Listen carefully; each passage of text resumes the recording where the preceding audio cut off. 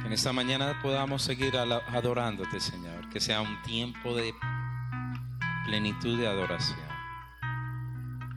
Por lo que te cantamos, por lo que hemos compartido para el reino, por reconocerte, Señor. Tu palabra hoy nos habla. Yo te ruego, Señor, habla a cada uno de nosotros, pues te necesitamos, Señor. Aquí no hay nadie que ya haya alcanzado, Señor, ser completamente perfecto. Seguimos adelante, Señor.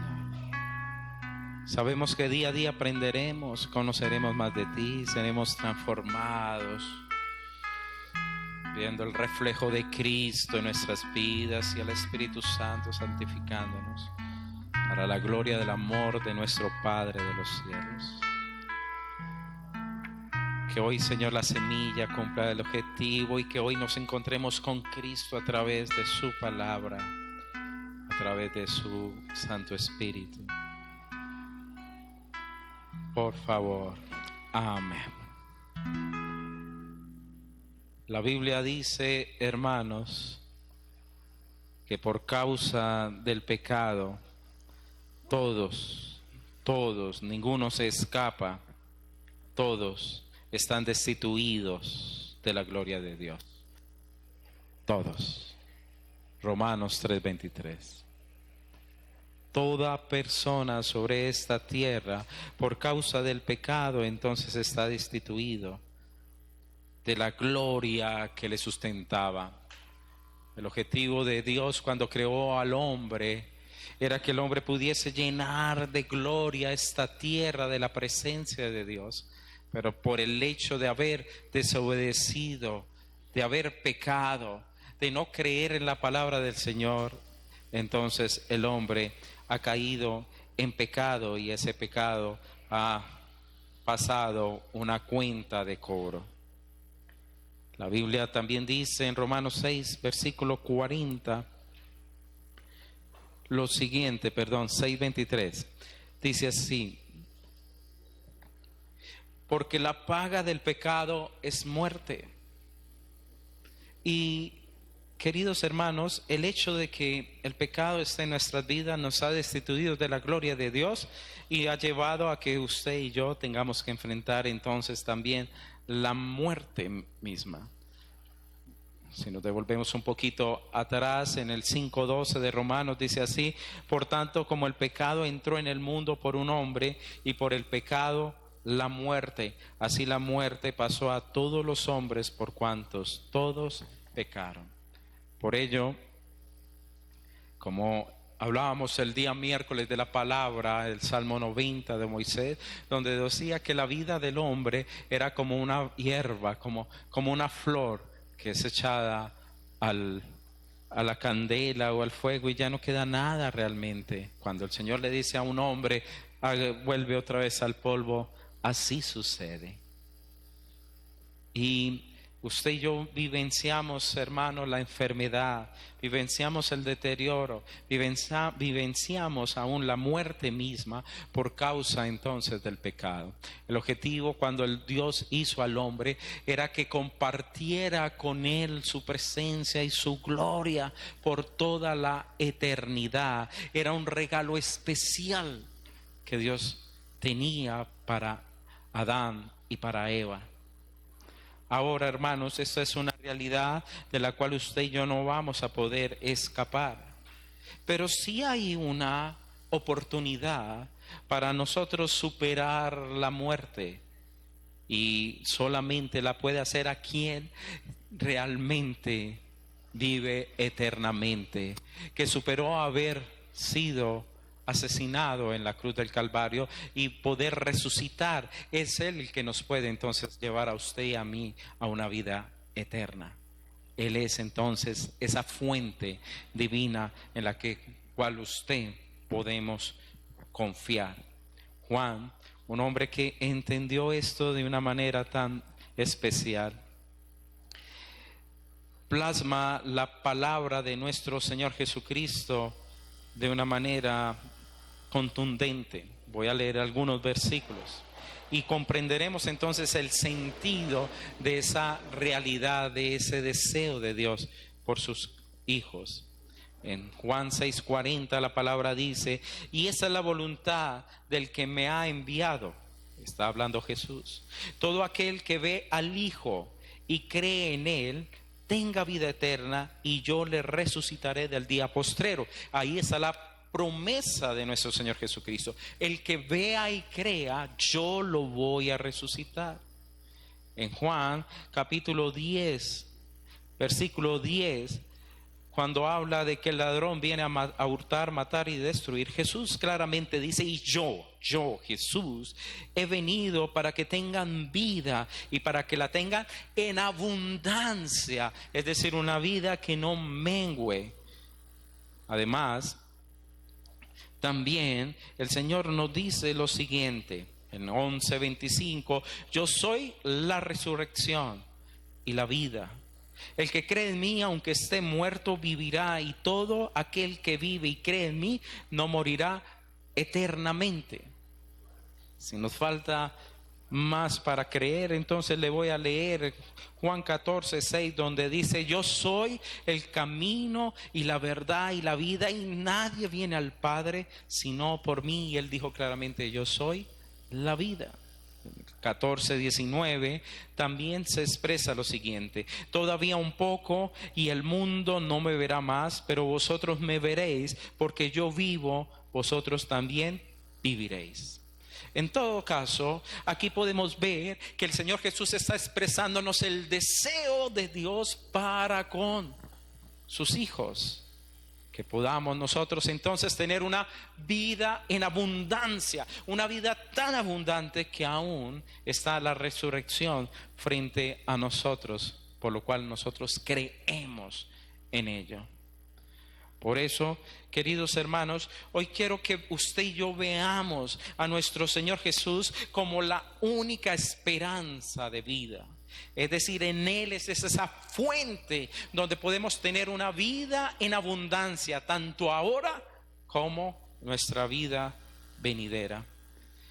Y vamos entonces a observar esta área de nuestro Señor Jesús como su autoridad y señorío ante la muerte y una vida realmente que necesita ser otra vez restablecida. En Marcos capítulo 5, versículo 21, por favor. Lo buscan todos en sus Biblias si son tan amables. ¿Qué dije yo? El título ya lo dije: Jesús, la única esperanza de vida.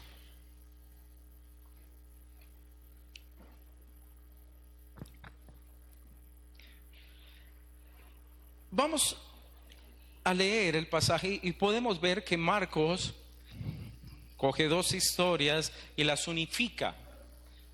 Nos invita a que no la leamos por aparte, sino que hagamos una lectura de todo este encuentro de dos personas con nuestro Señor Jesucristo, y a lo último pues termina siendo una familia. Y dice así, versículo 21: pasando otra vez Jesús en una barca a la orilla, se reunió alrededor de él una gran multitud, y él estaba junto al mar. Vino uno de los principales de la sinagoga, llamado Jairo, y luego le vio, se postró a sus pies y le rogaba mucho diciendo: mi hija está agonizando, ven y pon las manos sobre ella para que sea salva y vivirá. Fue pues con él, y le seguía una gran multitud. ¿Y qué sucedía? Le estaban apretando. Pero una mujer que desde hacía 12 años padecía flujo de sangre y había sufrido mucho de muchos médicos, y gastando todo lo que tenía y nada había aprovechado, antes le iba peor, cuando oyó hablar de Jesús, vino por detrás entre la multitud y tocó su manto, porque decía: si tocare tan solo su manto, seré salva.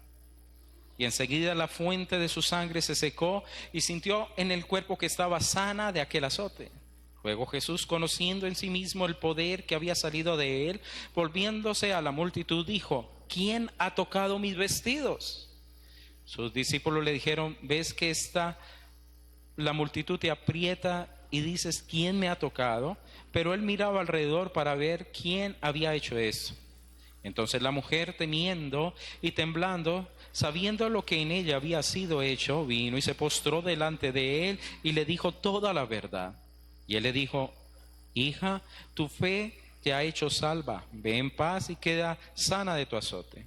Mientras él aún hablaba, vinieron de la casa del principal de la sinagoga diciendo, tu hija ha muerto, ¿por qué ¿por qué molestas más al maestro?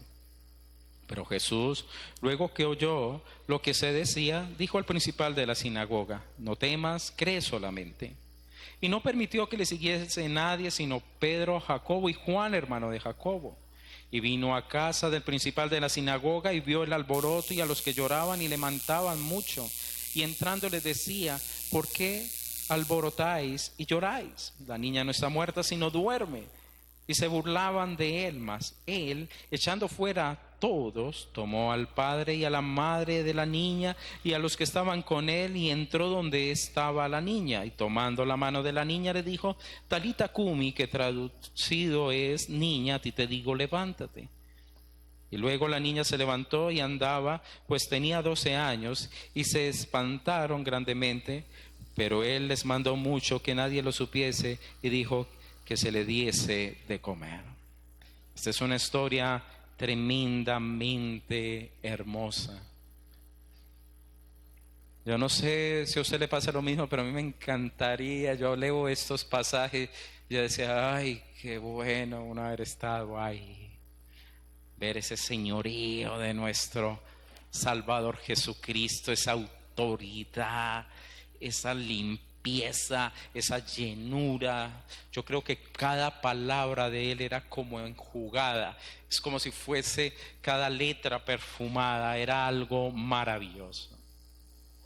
Marcos, entonces, escuchando esto de Pedro, nos lo muestra en esta, digamos, pasaje del Evangelio.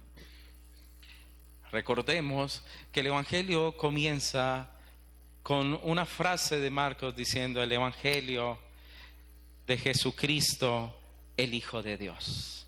Principio del Evangelio, el principio de las buenas noticias del Mesías que es hijo realmente de Dios, el legítimo, legitimado por el mismo mensaje de Juan Bautista. En el momento del bautismo, la voz que viene del cielo, los demonios ante él tiembla. Él es el que es capaz entonces de callar las mismas aguas y el mismo mar embravecido con su viento, y tiene esa autoridad que los discípulos decían, ¿quién es este hombre? Llega entonces donde los gadarenos y echa entonces afuera a esta legión de demonios que estaban en la vida de estos hombres, y la gente se espantaba ante tan grandeza y tal autoridad.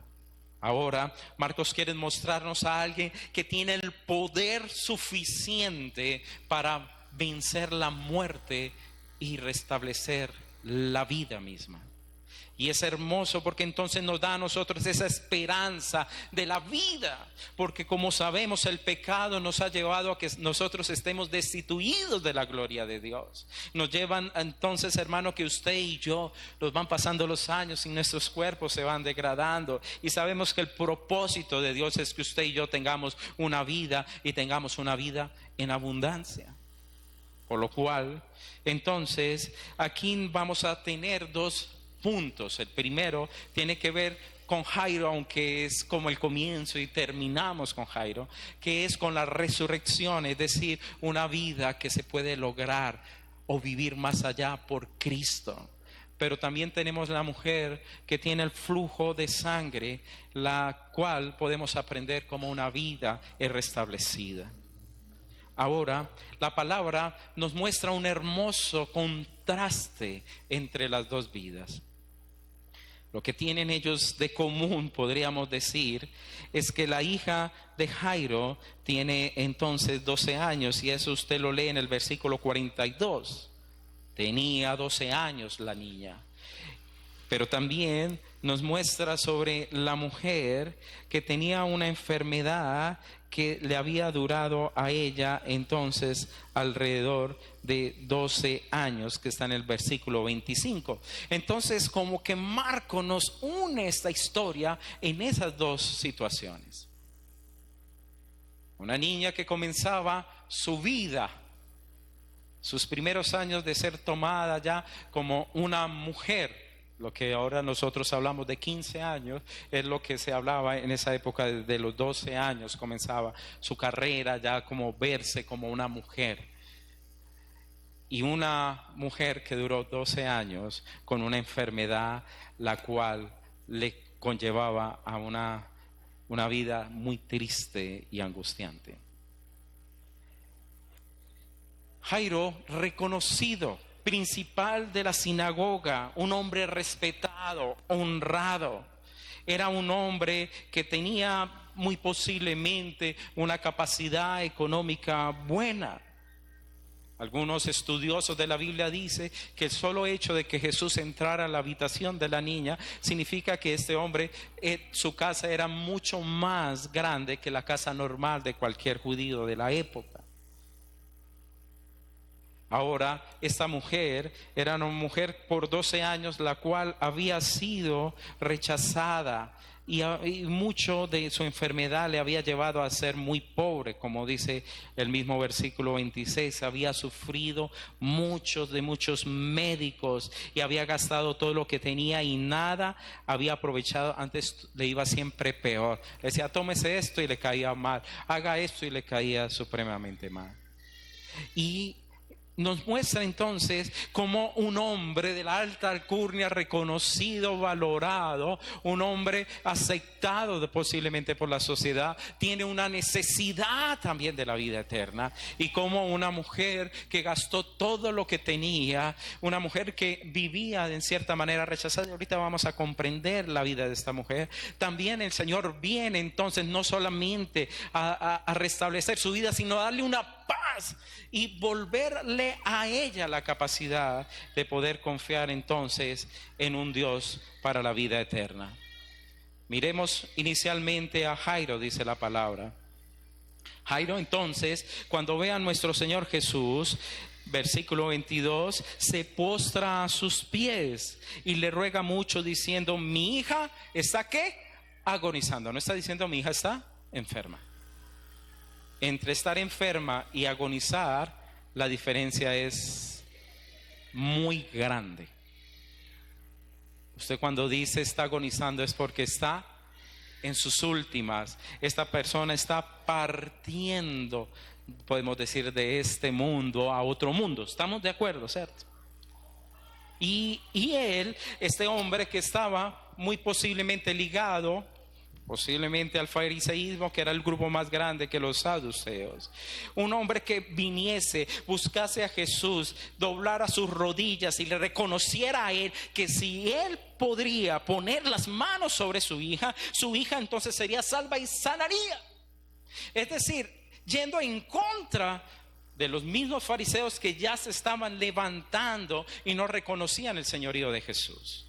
Pero este hombre entendió, no le importó hacerlo públicamente y se postra delante de Jesús con una fe que él sabía, si él pone las manos sobre mi hija entonces salvará y ella va a ser sana, ella va a vivir. Y esa fue el término que llevó a este hombre a pedir y a clamar por Jesús. Claramente, él tenía entonces algo importante. Cuando su hija estuvo a punto de la muerte, supo a quién buscar. Supo a quién ir. Supo a quién ir a tocar la puerta. Es más, en Mateo, que también expresa en sus líneas esta historia, se habla de que él creía que aún Jesús le podía resucitar.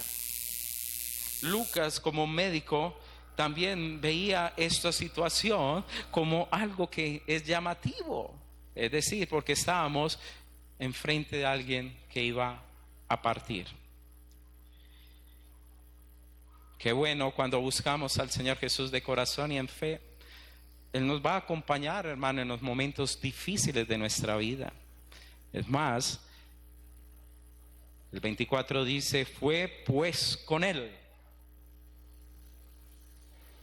Y le seguía una gran multitud y le apretaba. Una gran multitud y le apretaba. Ahora, cuando uno está en una situación de esas, ¿qué quisiera uno? Que Jesús llegara de una, ¿cierto? Que nada pasara en el camino, pero Dios todo esto lo tenía muy bien planteado, milimétricamente, los minutos, los segundos. Es tan maravilloso como Dios es Señor de todo lo nuestro. Yo creo que Jairo decía, bueno, como había tanta multitud, bueno, habrá paso, quedamos de afán. Y me imagino al hombre tratando de llevar a Jesús lo más rápido a su hogar o a su casa. En esas circunstancias se aparece entonces una mujer con flujo de sangre. Por favor, vamos a ponernos en el zapato de esta dama. No es fácil. Si como hombre a mí me llama la atención y me conmueve, por ejemplo, para ustedes que hay una gran cantidad de mujeres, ustedes pueden entender más esta situación que uno de hombre. Mire lo que dice Levíticos 15, versículo 19. Si de pronto necesita usted ayuda para que alguien le abra ese texto, no le dé pena, hermano, dígale al lado, me puedes buscar el libro. Es el tercero libro desde el comienzo. Levíticos 15, versículo 19.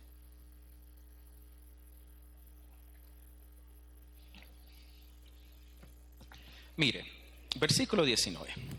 Cuando la mujer tuviere flujo de sangre y su flujo fuere en su cuerpo, 7 días estará apartada, y cualquiera que la tocare será inmundo hasta la noche. Entonces, cuando la mujer tenía la costumbre de las mujeres, que lo que hablamos nosotros en nuestra época del periodo, entonces en esa época ella entonces debía desde el último día tener 7 días aún más, donde ella no podía tocar alguna cosa porque se consideraba entonces que quedaría inmundo, es decir, que no era consagrado a Dios. Versículo 20, todo aquello sobre que ella se acostare mientras estuviere separada será inmundo, también todo aquello sobre lo que se sentare sería inmundo. Entonces, si se acostaba en un sofá, el sofá entonces era inmundo durante todo ese proceso. Versículo 21, cualquiera que tocare su cama lavará sus vestidos y después de lavarse con agua será inmundo hasta la noche.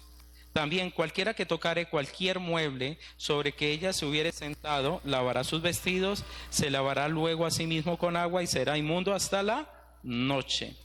Y lo que estuviere sobre la cama o sobre la silla en que ella se hubiere sentado, en lo que lo tocare será inmundo hasta la noche.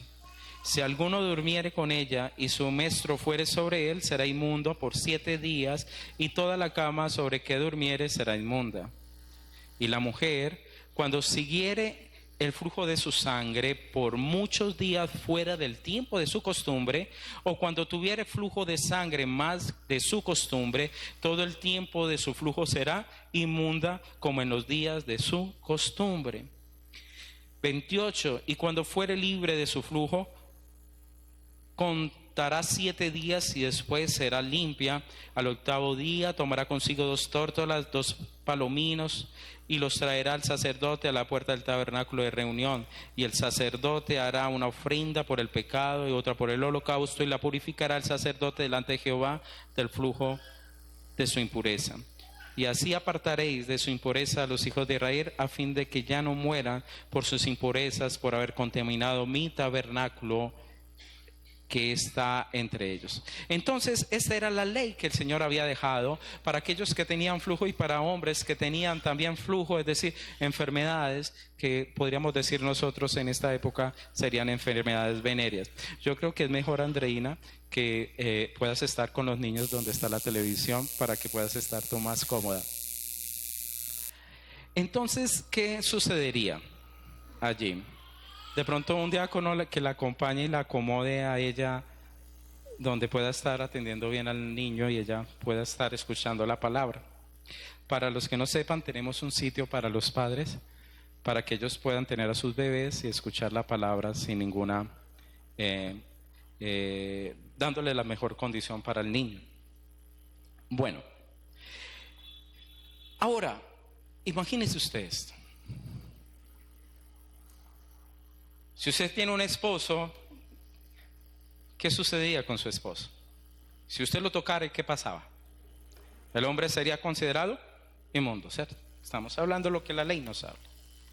Si usted tuviera un hijo y tocara a su hijo, inmundo. Ahora, todo lo que tocare si se sentaba era inmundo. Entonces, si hacía de comer, ¿qué sucedía? Nadie lo aceptaría. Entonces era de por sí, por su situación, una mujer entonces rechazada por su condición. Es decir, emocionalmente usted esperaría que alguien le diera, por ejemplo, un abrazo en un momento que usted estuviera en grande dificultad. Pero ¿qué sucede? Muchas veces para ella no era tan posible recibirlo. Es decir, aún de una persona que pudiese darle una mano de alguna forma, para ella era imposible. Ve y colabora, mi amor. Ahora, ¿qué le invito? Que miremos que no era sencillo lo de ella. Aún el mismo Marcos nos habla expresamente que ella había sufrido de muchos médicos. Y cuando lee uno lo que se hacía en esa época, había mucha superstición. Por ejemplo, ella tenía que echarse un polvo de huevo, de las cenizas del huevo del avestruz. Otro que si llevaba todo el tiempo una semilla de mostaza, que era una semilla chiquitica que se sacaba del popó de la burra, no del burro, sino de una burra. Imagínense, eran cosas de superstición para poder entonces tratar a esta persona. Por lo cual, queridos hermanos, no era una situación sencilla para esta mujer. Ahora, todo lo que tenía, dice, lo había gastado, no solamente emocionalmente rechazada, sino que todo lo que tenía, su sustento, sus recursos, todo totalmente se lo gastó y nada le había entonces quedado a ellos, porque todo lo había gastado. Entonces no solamente era emocional, sino que también se encontraba en un problema económico, posiblemente arruinada. ¿En qué trabajaría? ¿Quién le daría trabajo a una persona así en su época? Nadie. Por lo cual entonces emocionalmente era una persona quebrada, es decir, partida. Su corazón sería entonces desmenuzado. Usted se imagina si esta mujer hubiese tenido hijos y ve pasar a su hijo con sus nietos y no poderlos abrazar. ¿Entienden ustedes esto? Entonces, ante esta realidad, esta mujer escucha de Jesús. Mire tan bonito el versículo 27. Cuando oyó hablar de Jesús, vino por detrás entre la multitud y tocó su manto. Y ella decía: si tocare tan solamente su manto, seré salva. Si tan solo tocare.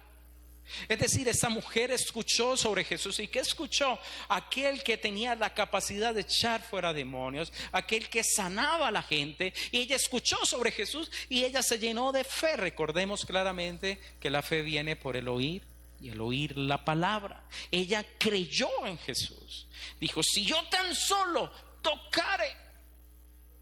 Ahora, el manto para un judío era una vestimenta supremamente importante y en las puntas de los mantos se colocaban una especie como de tiras o borlitas, las cuales eran para el significado a otras naciones de que eran un pueblo escogido, pero también que ellos servían y vivían para Dios.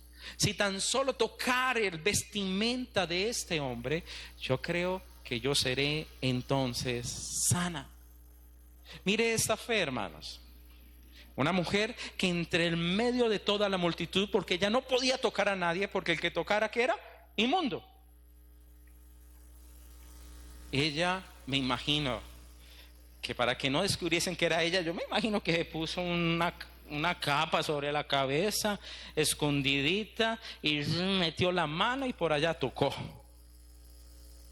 No era fácil para ella, 12 años. Yo creo que hasta de anemia tenía que vivir, duros cólicos. Por favor, no era fácil la vida de esta mujer. Pero sacó fuerzas porque creyó en este hombre, Jesucristo, por ahora. Ahora, sucede algo importante. Esta mujer le toca y la palabra dice que de Jesús entonces sale poder.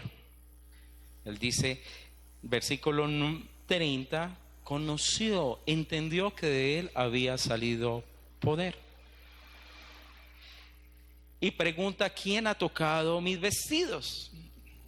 Los discípulos, digamos, correctamente le dijeron, Señor, pero si todo el mundo nos está apretando. Le daba la imagen a todos en el culto de esta mañana, que es como que usted fuera en Transmilenio y dijera, oiga, ¿quién me tocó? Pues, parece uno... ¿cierto? Como sardinas enlatadas, uno hay así, hermano. ¿Quién me tocó? Y eso fue lo que sucedió. Ellos estaban viendo en el ámbito de lo normal, pero Jesús estaba diciendo, ¿quién me tocó en la fe, en el espíritu? ¿Quién me tocó? Algo sucedió y es que la mujer fue sana en ese momento. El versículo 29 dice que en ese instante ella entonces fue sana. Y su sangre se había secado y sintió como su cuerpo fue librado de ese azote. Y esa palabra azote es la dimensión de lo que esa mujer vivía. Es decir, diariamente usted se puede imaginar usted viviendo con latigazos en su cuerpo. Era lo que ella vivía, el dolor de su situación. En ese instante vino el milagro, el poder de Dios toca a esta mujer y ella es libre. Ahora el Señor sabía que había sucedido eso. El Señor Jesús sabía quién le había tocado. La pregunta es ¿por qué lo hace? ¿Por quién dijo quién tocó mis vestidos? Y él quería asegurarse de algo. Primero, que esta mujer realmente escuchase su voz. Ella pudo seguir escondidita y volarse. Ya había obtenido su milagro. Como muchos que se acercan con el Señor lo hacen. Dios hace el milagro y se vuelan. Y cuando Él dice quién me ha tocado, ahí no vuelven atrás a presentarse al Señor. Y eso sucede demasiado. Ella entonces escucha la voz de su Señor y obedece. Hermanos, esa mujer es muy especial.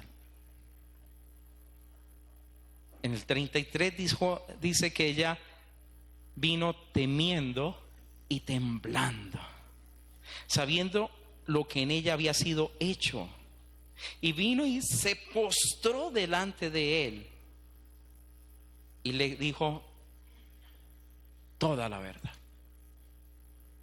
Aquí vemos nosotros una porción preciosa de una vida realmente que es impactada por Jesús. Vean, los apóstoles dijeron, ¿quién es este hombre que aún el viento y el mar le obedecen? ¿Qué dijeron los de la región de Gadarena? Tuvieron temor. ¿Quién es ese que con tanta autoridad echa fuera a estos demonios? Pero aquí viene una persona temblando y temiendo, diciendo, ¿quién es este que solamente un roce y me sana.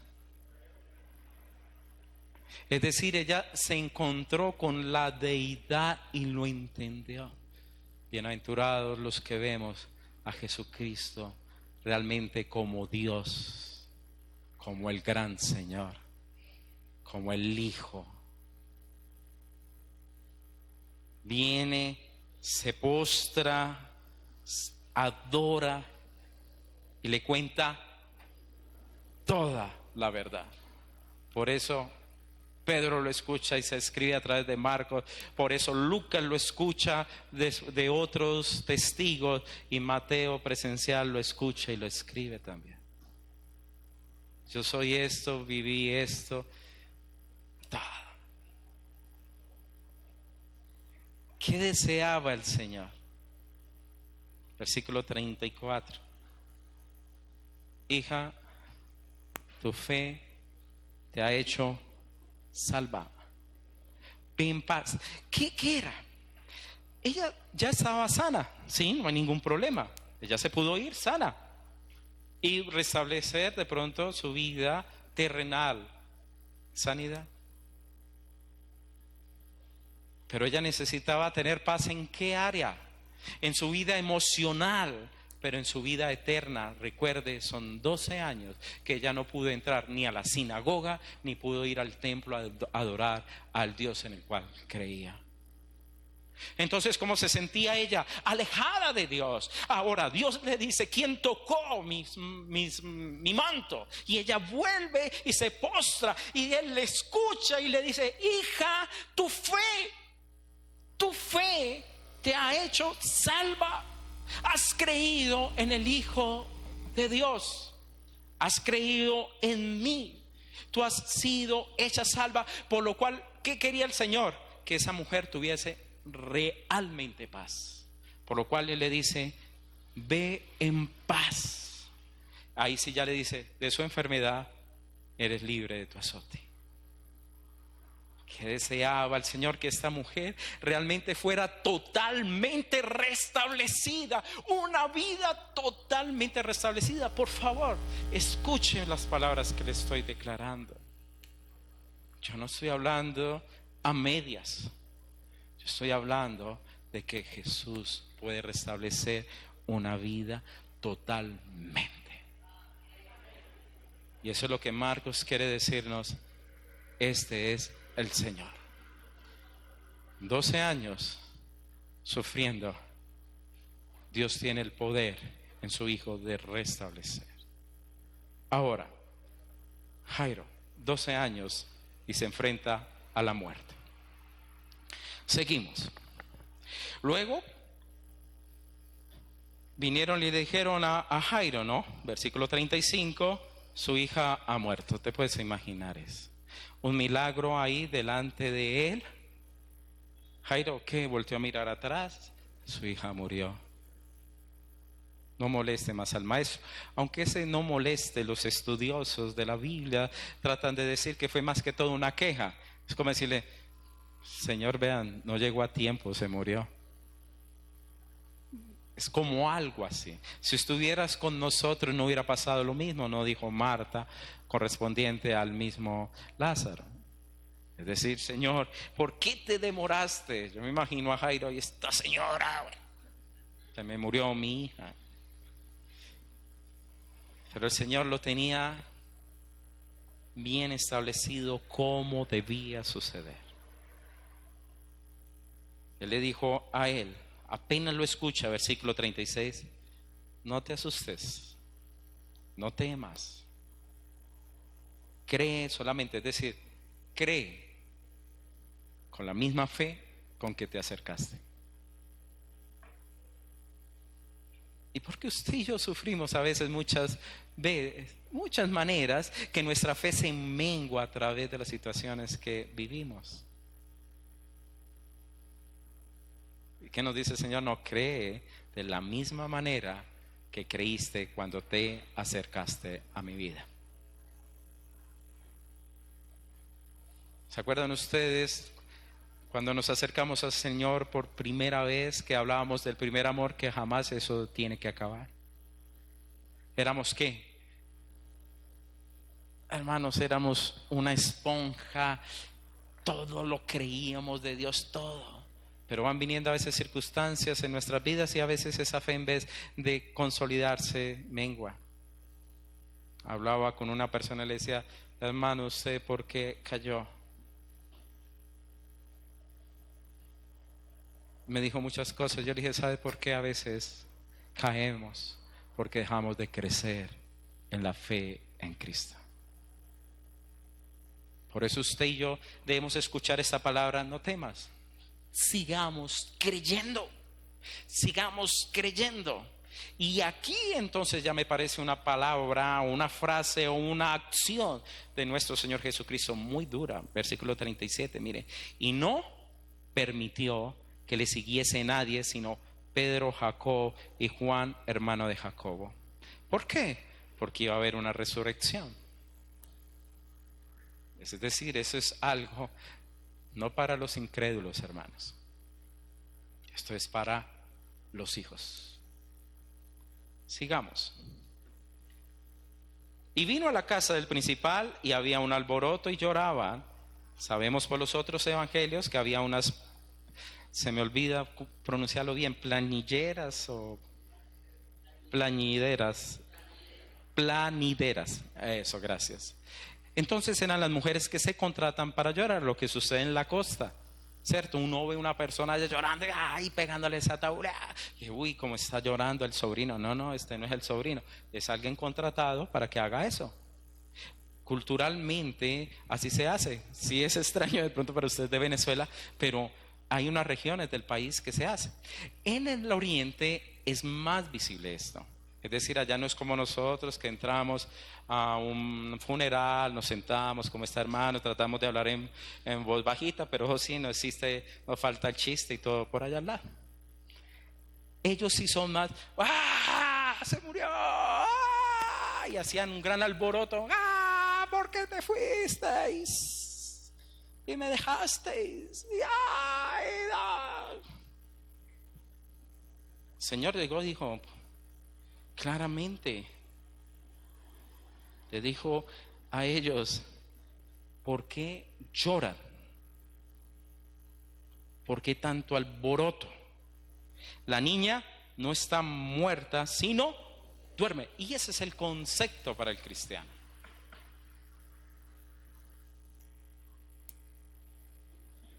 Cuando alguien muere, hermano, está durmiendo en el Señor. ¿Por qué? Porque en un abrir y cerrar de ojos, hermano, Dios resucitará a los que hayan muerto en Él. Serán despertados. Por eso el concepto es de está durmiendo. Es como decir: ole, levántese, tita.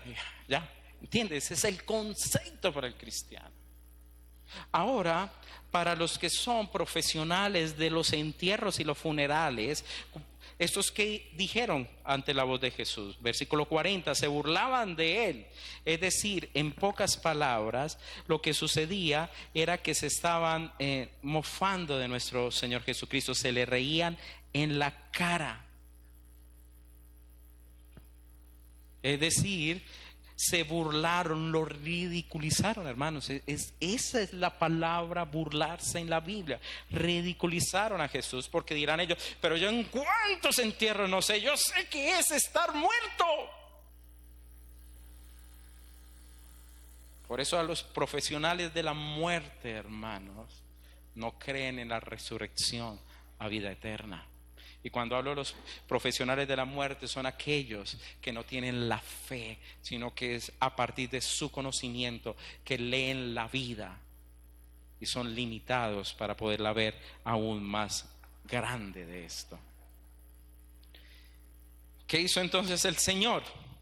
Otra vez, versículo 40, se van, echando fuera. Tomó al padre y a la madre de la niña y a los que estaban con él y entró donde estaba, ¿qué? La niña. Tomando la mano de la niña le dijo: Talita cumi. Y lindo, ¿no? El Señor protegió a esa familia. Dijo: bueno, se me van todos de acá. Pedro, Juan, Jacob, venga para acá. Papá, mamá, vengan para acá. Vamos a estar con la niña. Y les permitió a ellos vivenciar ese milagro. ¿Cuántos estaban con Jesús al comenzar la historia? Multitudes. ¿Y cuántos fueron impactados? Mientras que llega a la casa, solamente 2 personas. Porque hay una gran diferencia entre el que sigue a Jesús como multitud y el que es realmente discípulo de Jesús. Realmente el que ha sido tocado por Jesús. Hay una gran diferencia. Y le dice a la niña, y hermoso, ¿verdad? Me parece lindo la forma como trató a estos padres. Los guardó, los cobijó de las voces externas. Dijo, entren, conózcanme, vivencien quién soy yo. Toma la mano de la niña, estaba muerta, y le dice en arameo, Talita Kumi, que traducido es, niña, a ti te digo, levántate. Por favor, mire la ternura de Jesús. La palabra talita significa en el original juventud o cordero. Es decir, mi pequeña corderita, levántate. Mi pequeña corderita, ponte de pie. Y al instante, queridos hermanos, la niña se levantó y caminaba. Y el Señor, preocupado, le dijo, dele de comer a la niña, porque de pronto ustedes están tan emocionados que ni agua me le dan. Dele de comer a la niña. Y le dijo a ellos, no comenten más esto. Ahora sabemos que es un milagro de esos hermanos. Ya están el funeral. Imagínense usted el ataúd, la carroza, las coronas, y decir, oculten esto. Sabemos que no iba a ser posible hacerlo. Pero ¿qué es lo que el Señor Jesús trataba de decirle a estas personas, a esta familia? ¿Qué es lo que quería el Señor hablarnos a nosotros después de 2000 años de este hecho? Que usted y yo entendiéramos que estos milagros, tanto de la sanidad de esta mujer como el milagro de la restauración de nuevo a vida de esta niña, si usted y yo no lo entendemos a través de la cruz del Calvario, pierde realmente su esencia. Por eso no lo diga ahora, lo entenderán.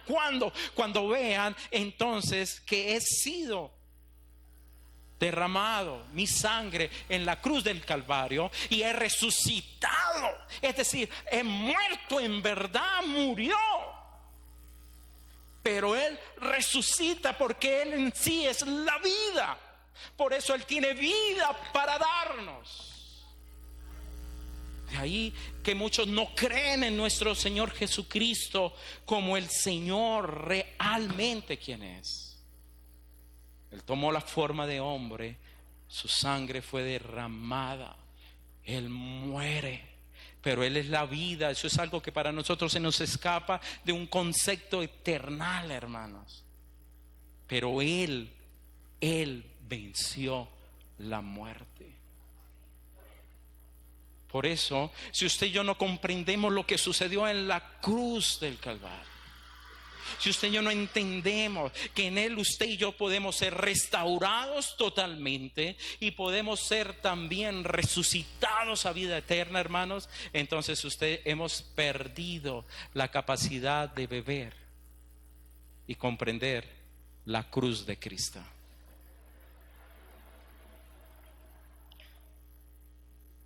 Usted tiene que saber que fue Él, no es usted. Esta persona no hizo nada para ser resucitada. La otra persona no hizo, o en ella no había el poder suficiente para ser restaurada. Y ese es el problema que muchos quieren sacar de la ecuación de la vida a Jesucristo. Hágale, métale. El que quiere todo lo puede. No, hermanos, solamente Él puede restaurar un corazón quebrantado. Para tener mejor vida, entonces se va renovando, cada vida es nueva. Eso es mentira, porque la palabra dice que después de que una persona ha muerto viene el juicio. Eso no es así.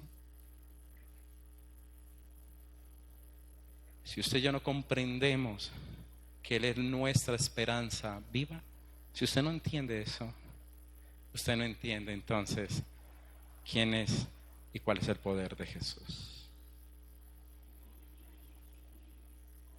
Por eso Marcos quería que viésemos en Él, no solamente el que tiene la autoridad de calmar el viento,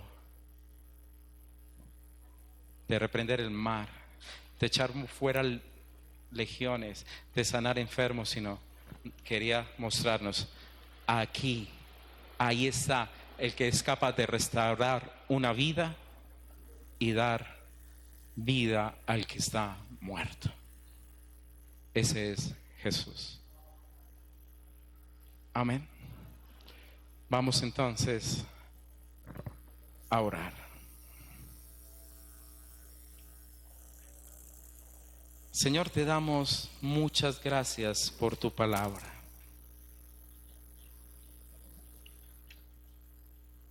Muchas gracias, Señor, por lo que has hecho con nosotros. Cuando me imagino, Señor, a esta mujer que habrá sido sus primeras horas, ¿a dónde correría? ¿Qué hablaría?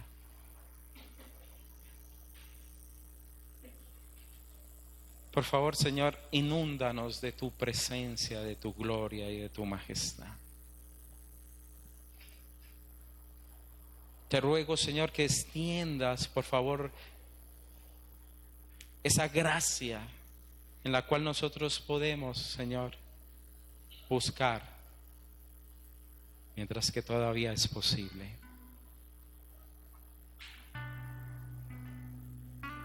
En el Jesús que nosotros creemos fue el Jesús que anduvo sobre el mar. En el Jesús que nosotros creemos fue el mismo Jesús que levantó de los muertos a esta niña, que sanó a la mujer de flujo de sangre. 12 años era considerado algo imposible de ser sano. Una enfermedad que había conquistado ya esa vida. Pero hay alguien más grande, alguien que conquista mayor, alguien que aún todas las cosas se someten ante su grandeza y ante su majestad. Oh Señor, permítenos buscarte, tocar, Señor, realmente tu gloria y tu presencia. Permítenos, Señor, beber de ti con una fe genuina en el Hijo de Dios. Él es mi restauración, Él es mi vida eterna.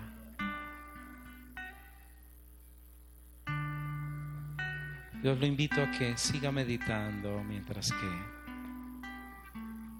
expresamos en adoración. Si Tan solo tocar el borde de su mano.